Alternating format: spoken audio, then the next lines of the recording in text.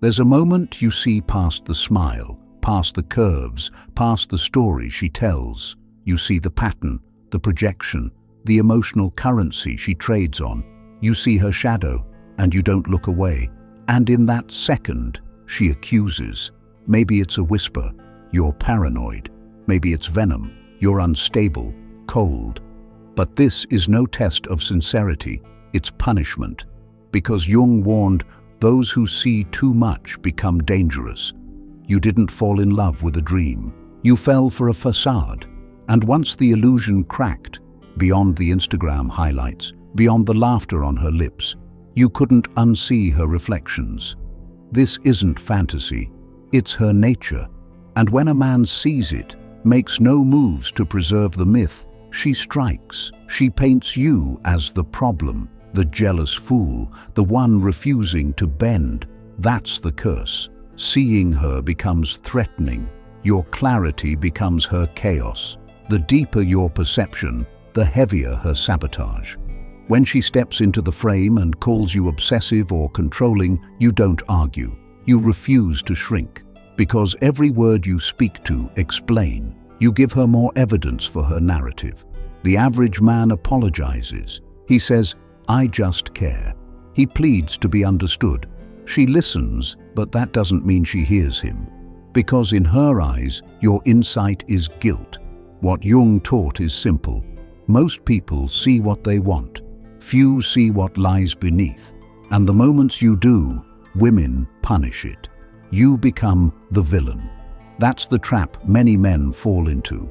They think understanding equals connection. They believe truth equals freedom. But women don't live in logic. They live in emotional currencies. Understanding her patterns isn't safe, it's a threat. And just like Jung knew, truth is dangerous, especially when it outruns the projections she's built you to reflect. So if this video cuts deep, if you found yourself watching your own history, reliving her words against your mind, then welcome.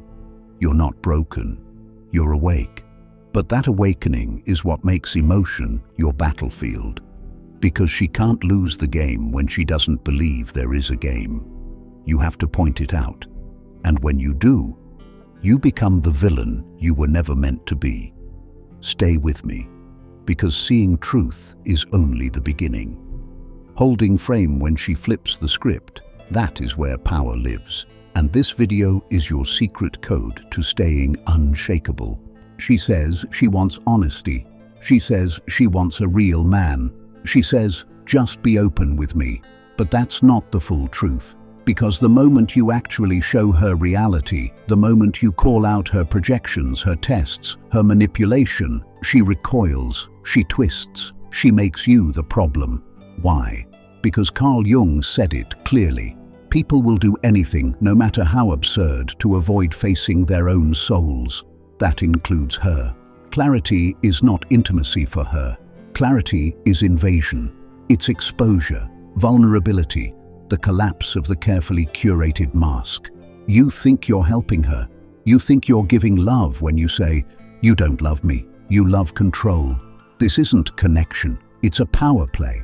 But you've just done what Jung called withdrawing the projection. You've stopped playing her emotional puppet, and now she has to face herself. That's the one thing she can't do, because if she's forced to admit the patterns, that her validation addiction runs deeper than her feelings, that she's building chaos just to feel seen, that her love has always been conditional, then the illusion dies. And women don't let illusions die easily. Here's the truth most men never learn. She doesn't fear you seeing her. She fears you seeing through her, through the drama, through the shame games, through the sudden coldness after intimacy. She'll say, you're overthinking. You're so negative. Why do you always assume the worst? But these are not responses. They are deflections. Because your insight removes her power. And when a woman loses emotional leverage, her ego panics. She can't seduce the man who sees the trap. She can't guilt the man who doesn't flinch. She can't control the man who doesn't chase her love anymore. You want to know why she called you toxic? why she said you were too intense, why she told her friends you were emotionally unstable. Because Jung taught, everything that irritates us about others can lead us to an understanding of ourselves. But she won't go there, not until the pain is unbearable, not until the illusion no longer works. So instead, she makes it your fault. Because if she admits that you're right, that you do see her clearly, then she'd have to destroy the entire identity she's built. And no one burns their mask willingly. So what does she do? She flips it. She accuses you. She calls your insight judgment. Your peace becomes distance. Your silence becomes emotional abuse. Because if she can't control you emotionally, she'll punish you socially. That's the price of clarity. That's the curse of seeing through her. And Jung warned us, the man who brings light into darkness will not be thanked. He will be hated, feared, and often destroyed. But only if he chooses to keep explaining himself. So don't. You've already seen too much. Now it's time to hold that gaze and never blink. You didn't choose to upset her. You just woke up. And the moment you woke up, stopped seeking her validation, she had only one move left: make you the villain. Because Carl Jung taught, all consciousness is unconscious in relation to something. When you raise the lights on her unseen emotional world, she's forced to face you, and that terrifies her. The awakened man is like a mirror of her worst fears, exposure. So she begins to recast you, not because you are wrong, but because your presence reminds her what she won't admit. You say nothing. She accuses, you're being distant. You speak truth. She says, you're so negative. You hold your frame. She whispers, you're emotionally unavailable. And the room turns. People side with her. Friends share her story. You become the villain in your own life. In Jungian terms, you have become the shadow's image, the scary guy who sees too much, feels too little, or so she wants everyone to think. See? While you stared into your own depths, she stared back and saw her reflection and refused to own it. So she creates a narrative. You become distant, not because you're centered, but because you're unmanageable. You're cold, not because you don't care, but because she can't unravel your calm. You're overthinking because she needs you confused, not composed. She's constructing her image attack because Jung warned that the ego resists the deeper self. You've become the deeper self she fears, and so she destroys your identity to protect her illusion. You don't defend, you don't explain, you don't apologize. Why? Because she only has her power when you doubt yourself. If you hold your identity intact, if you don't chase her version, if you don't bend to her projection, you stay free. Here's how the villain archetype plays out. She whispers to your friends, he changed. He's not like he used to be. She posts stories, subtly dropping your flaws. She turns casual observers into believers of your guilt, all while your only crime was seeing through her. Jung wrote of the shadow projection. When she sees her flaws in you, she tries to shatter you so she doesn't have to face herself. And now you carry her confusion on your shoulders. You walk into rooms branded as toxic, unavailable, or emotionally unstable. No one asks why you're silent, because she's already sold them the story. But here's the key. Awake men don't need to justify, they just need to exist. People will believe the story she tells, especially if it sells the emotional hero narrative. Let's reframe. If she wants chaos, you become stillness. If she wants reaction, you give presence. If she wants drama, you remain composed. That's how the villain becomes the mythic hero. She wanted a story. You became her plot twist. And now, as Jung would predict, your clarity terrifies everyone because you remind them there is a deeper level beyond the emotional mirage. And the only way to preserve her world is to paint you as the destroyer, That's how emotional warfare works. Few men see it, less survive it. But the man who holds his selfhood in the fire, he becomes untouchable, while she's still burning. There's a reason she keeps asking questions. Why are you so quiet? Don't you have anything to say? Say something, anything. She isn't seeking answers. She's trying to pull you back into her script. Because the moment you stopped reacting, the moment you didn't defend, you triggered something ancient in her psyche, her own shadow rising. Carl Jung warned that silence is the mirror where the unconscious is forced to stare back at itself. And women, especially modern validation-fueled women, are rarely made to confront that mirror. They live in reaction, in feedback loops, in performance. They define reality by how you respond. So when you give them nothing, not even a flinch, their world shakes. Not because you're cruel, but because you've stopped playing the role she assigned to you. You're no longer the puppet. You've become the screen where she projects her chaos. And when you don't talk, when you stay still, composed, unfazed, she starts to hear things she never wanted to hear. Her guilt, her insecurity, her manipulation, her control. Silence becomes her courtroom, and she's the only one on trial. The more she pleads for engagement, the more you remain unmoved, the faster her emotional tactics collapse. You're not punishing her, you're forcing her to meet herself. That's why Jung believed the deepest form of transformation wasn't conversation, but confrontation with one's own shadow. And your silence, that's the confrontation she fears the most. Because when you say nothing, she has to wonder, did she go too far?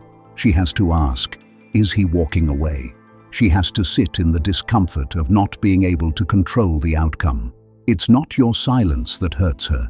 It's that your silence reveals her motives. And when the mask falls, when she sees herself, raw and unfiltered, you've done what no man before you dared to do, held a mirror without saying a word. That's real power. But most men fail here. They think silence is passive. They think silence is retreat. Wrong. Silence is sovereignty. Because when she throws words at you like knives and you don't bleed, she doesn't know whether to run or beg for more. She'll twist, she'll scream, she'll call you toxic, cold, dismissive. Let her. It's her trial, not yours. And in that space of stillness where her emotions echo and receive no audience, you redefine your presence, not as reactive man, but as unbreakable myth. She thought your silence was weakness, but now her entire identity is unraveling in front of it. Because the man who doesn't need to speak is the man who's finally being heard. You've done the unthinkable.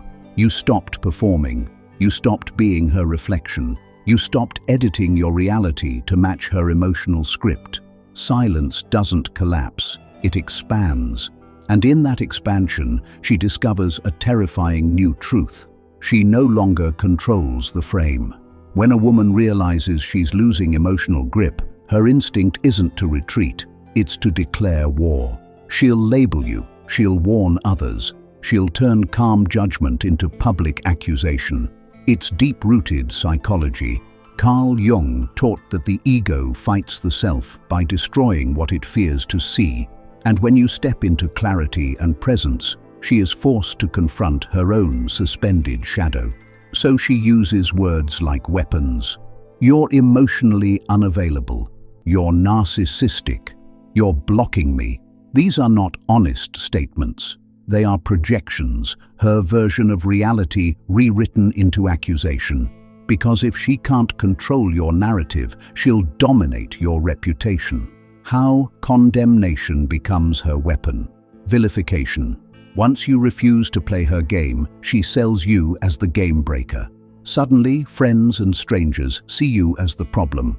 Not because you changed, but because your identity changed. 2. Emotional triangulation. She frames her critique as concern. I just want you to open up. Others absorb that emotional trajectory without hearing your presence. You become the man who needs healing, never the man who sees truth. 3. Cultural coup. She weaponizes labels. He's emotionally abusive, not because it's valid, but because it shifts social proof. The moment the crowd sides with her, you become silent in more than your voice. You vanish in reputation. Jungian depth, the shadow's mirror. Jung emphasized that projection isn't just emotional, it's subconscious protection. When she insists you're toxic, manipulative, cold, she's recounting her inner tyrant. You see what she can't. She calls it disloyalty. She calls it betrayal. But in truth, you no longer reflect her fractured identity. You reflect your integrity. That's what threatens her most. Transition from man to myth. She condemns you to keep her story alive. You silence her script by never playing it. Every condemnation she throws is a confirmation of your resolve. Her narrative becomes feedback, fuel for your detachment. She shouts, "You don't care." You remain stoic. She says, "Why won't you respond?" You stay peaceful, and this, more than any argument, anchors your value. Final pivot. Vindication in silence. If she's convinced others you're the problem, that's her illusion. Your strength doesn't lie in proving her wrong. Your strength lies in not needing to rebut her story. Because the man who stays true in absence doesn't require vindication. He becomes the myth in her hesitation, the silence in her storm, the reason she's still replaying verses she can't rewrite. She can condemn you, but only if you still exist in her emotional context. Once you exist outside it, you stop being her story. You become your own. What if I told you these men never defended themselves and became legends in silence? Case study 1. The philosopher who stood still. Carl Jung himself was accused of promoting toxic mysticism by critics who never studied his depth. He received harsh criticism as someone who forced others to confront their shadows. But Jung never backed down. He refused to explain his inner world to those unwilling to face their own. Instead, he wrote, lectured, and observed with steadfast conviction. His silence in the face of accusation became his mythology. People didn't follow Jung because they understood him. They followed him because his presence forced them to question themselves. Jungian lesson. The man who sees beyond the illusion often becomes the target. Yet his silence turns that attack into fuel for transformation. Case study 2. The ancient Stoic who didn't flinch, Seneca, was publicly humiliated during a political scandal rooted in jealousy. He was called apathetic and indifferent, not because he lacked emotions, but because he refused to react. He wrote letters calmly, never begging sympathy or pleading innocence. His silence stirred more fear than any defense could. He remained unshakable, and while rumors died, his reputation solidified. Jungian insight. Silence is the armor of the self. When others expect drama and you offer composure, you shift from accused to authority. Case study 3. The modern mystic who withheld pleading. A contemporary teacher of masculine psychology, unnamed, was lambasted online after being accused of emotional unavailability. Instead of defensive rants, he posted a single line. "Your judgment reveals more about your fear than my nature." He didn't argue. He refused the bait. Within 48 hours, his critics couldn't sustain the frenzy. Others began questioning her motives, not his framed statements. His silence became a viral pivot, marking him not as the accused, but the observer untouched by chaos. Jung's echo. The shadow projection only sticks when you engage. The moment you don't, her fear magnifies, hers becomes the story. Common thread, shadow projection and the refusal to flinch. Across eras, Jung, Seneca, modern teachers, the pattern is consistent. Vision invites attacks. Seeing too deeply makes you a threat. Silence grants distance. Unexplained stillness becomes unassailable. Projection rebounds. When they throw labels, you become the quiet judge. Narrative shifts. Observers lean toward the calm, not the loud. These men didn't argue, they watched. When insult landed, they didn't amplify it. They dissolved in patience. Why these case studies matter to you. 1. You're not alone. Many men who see reality face backlash. 2. Your silence is strategic, not weakness. It's your sovereignty. 3. Respect is earned in mystery, not explanation. These stories are blueprints, not exceptions. Final pre-exit pivot in case section. If she's branded you as cold, toxic, or unstable, don't panic. You didn't fail. You surrendered her emotional leverage by refusing to argue. So let the illusion collapse. Let your silence rise as your reputation. Because when she wins by narrative and you don't defend in presence, you've already made your move. You don't fight her anymore. You don't correct the record. You don't try to be understood. Because the moment you stopped explaining, you became the mirror she can't escape. And that mirror, it terrifies her. Carl Jung once said, "Everything that irritates us about others can lead us to an understanding of ourselves." But what happens when a man stops irritating her and just reflects her instead? When you remove your ego, remove your need to fix her perception, and simply become the reflection, you force her to confront the one thing she's run from her whole life, her shadow. She wanted control, not truth. She didn't want your clarity. She wanted command over your spirit. And when you wouldn't play the role, when you wouldn't dance for her accusation, you created cognitive dissonance. You refused the role of villain, refused to plead for innocence.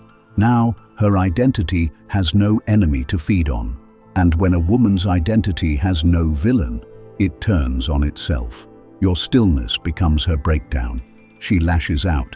She's unstable, you're told to say. But you say nothing. Because you understand what's happening. She's cracking, not because you hurt her, but because your silence exposed the mask. You weren't the villain. She was never the victim. And now you've become the one thing Jung warned would bring the ego to its knees. The unconscious made conscious. Why she can't stop thinking about you. It's not your touch she misses. It's not your warmth. It's not even your love. It's your stillness in the fire, your refusal to flinch, your terrifying detachment that made her see herself. You became her unfinished question, her haunting, her mirror, and the psyche, especially the feminine psyche, never forgets the man who didn't need to defend himself, because that man isn't just a memory. He's a symbol of the self she couldn't control. Jung's final warning. Jung taught, the most terrifying thing is to accept oneself completely. And you didn't just accept yourself. You didn't beg her to. You stood in your truth, unmoved, unapologetic, unexplainable. And in that moment, you didn't just win. You became unforgettable. The final law. Never forget this. When you argue, you lose the frame. When you defend, you accept guilt.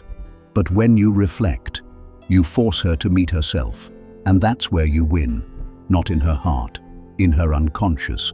Because long after she moves on, long after the messages stop, long after the silence becomes years, she will look in the mirror and see you. If this hit a nerve, like the video, subscribe, and if you believe in this message, support the movement using the link in the description. You're not here to be explained. You're here to be remembered. You're not here to be understood by women. You're here to make them understand themselves through you.